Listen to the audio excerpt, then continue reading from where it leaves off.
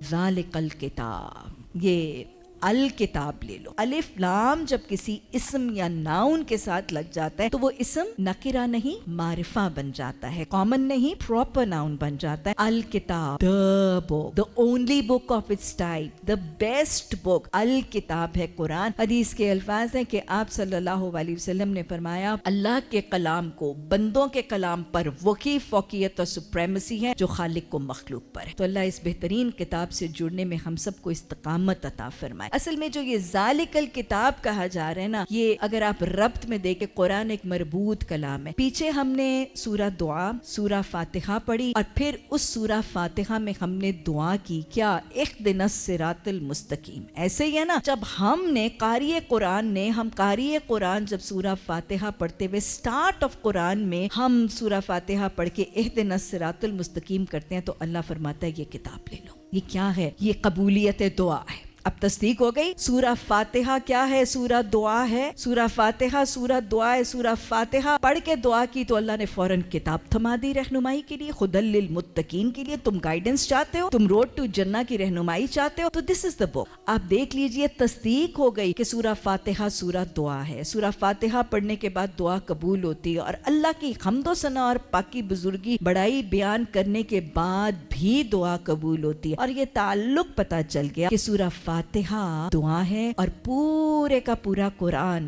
جواب دعا ہے. بندہ دعا کرتا ہے اللہ ہدایت دے دے تو اللہ ہدایت کی دعا قبول کرتا ہے کہ نہیں کرتا؟ اب یقین آ گیا. ادھر اہدنا کہا اور ادھر اللہ نے کہا ذالک الکتاب لا ریب فیہ ھدی، یہ تمہارے لیے گائیڈ لائن. اللہ ہمیں ان تمام چیزوں پر یقین رکھ کے غافل دل سے نہیں، وثوق سے ہمیں دعا کرنے کی توفیق عطا فرمائے. اللہم اہدنا الصراط المستقیم.